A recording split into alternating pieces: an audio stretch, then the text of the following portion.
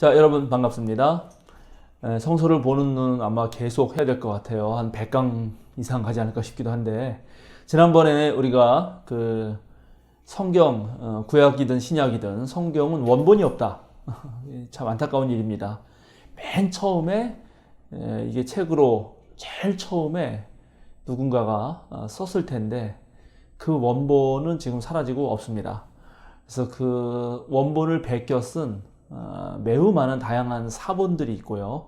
그 사본들을 비교해서 특히 신약 성경 같은 경우는 가장 이것이 원본에 가까울 거다라고 이제 생각하면서 지금의 우리가 모든 그 다양한 언어로 번역된 그런 성경들의 저본으로 사용되는 성경은 그때 말했듯이 영어로 네슬 알랑, 네스틀레하고 쿠르트 알랑 이라는 사람이 쭉 헤어서 이어져 온 그 판본을 사용한다고 말씀드렸습니다. 저도 빨리 28판을 구해야 되는데 미국에서 아무래도 수입해야 되지 않을까 싶습니다.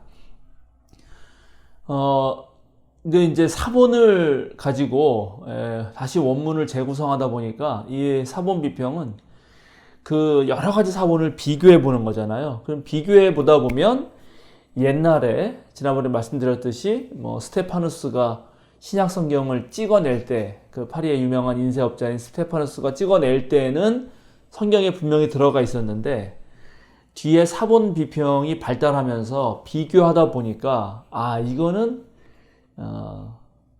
빠져야 된다. 원래 원문에는 없었다 하는 걸로 하나 제가 예를 들어 드렸었습니다. 오늘 또 하나 예를 들어 드리고 싶은데 누가복음서 23장 17절 보시면 여기에도 없음이라고 되어 있습니다. 여기에도 이게 어떤 내용이냐면은 그 빌라도가 이제 대제사장들과 지도자들과 백성들을 불러놓고 이 예수님을 어떻게 할 것이냐 해가지고 15절 16절 보면 헤롯도 또한 그것을 찾지 못하고 그를 우리에게 돌려보낸 것이요 이 사람은 사형을 받을 만한 일을 하나도 저지르지 않았소.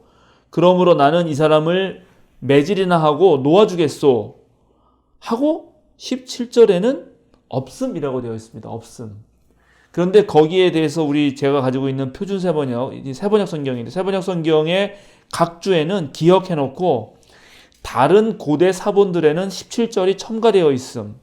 그래서 뭐라고 되어 있냐면 명절이 되어 빌라도는 죄수 한 사람을 그들에게 놓아주어야 했다. 이런 말이 다른 고대 사본에는 있다는 거죠. 그러니까 이거는 원문에는 없는데 이걸 읽다가 누군가가 설명을 해줄 필요가 있었다는 거예요.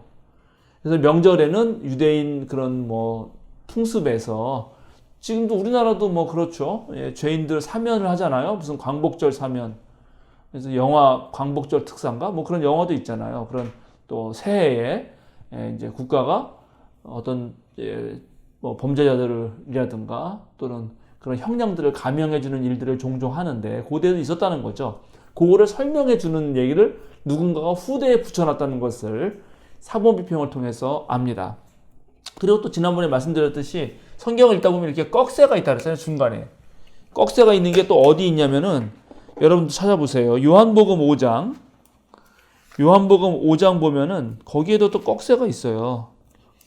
요한복음 5장에 보시면 3절 후반부에 보면은 여기 그 유명한 그 38년 된 그 병자를 고치는 이야기인데 제가 읽어보면 3절부터 읽을게요.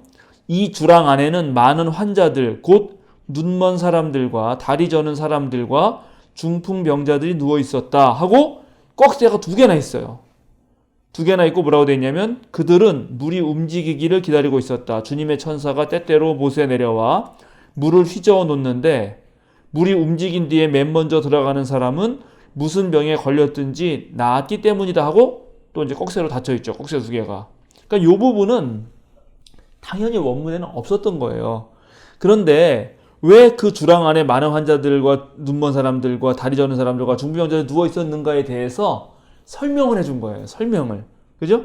왜냐하면 거기에 못에 내려오면 이제 베드자다라고 하는 못에 사람들이 싹 먼저 들어가는 사람이 낫는다 하는 그때 풍습이 있었기 때문에 그 주랑에 많은 사람들이 모여 있었다라고 그렇게 설명을 해준 거란 말이죠.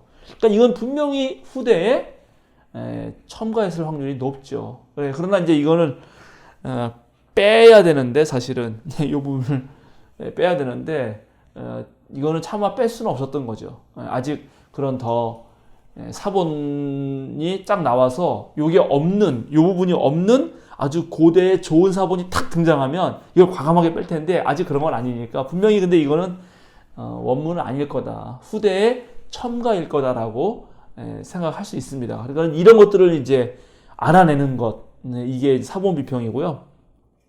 그 다음에 이제 지난번에도 또 우리가 하나님은 어디에도 없다. God is nowhere냐. 아니면 하나님은 지금 여기에 계시다. God is now here냐. 이렇게 띄어쓰기를 어떻게 하에 따라서 다르게 읽힐 수 있다 그랬잖아요. 그 이제 우연히 다르게 해석되고 잘못 읽히는 건데 여기 한자도 그런 게 있어요. 이거 논어에 보면은 향당이라는 편이 있거든요. 거기에 공자의 일생, 공자의 일생의 어떤 행동들을 쭉 모아놓은 건데 거기 공자의 음주 습관을 해놓은 게 유주, 무량, 불급, 난. 유주, 무량, 불급, 난입니다.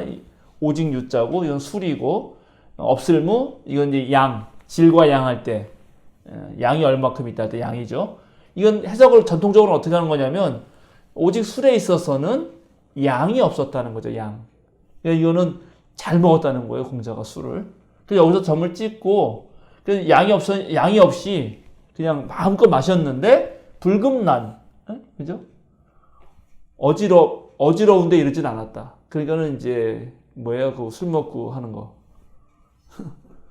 술 먹고 무슨 행패를 부린다든지 주사 같은 건 없었다는 거죠. 막 술 먹고 난리를 친다든지 그런 술 취해가지고 하는 행동은 없었다. 이렇게 일반적으로 해석을 합니다.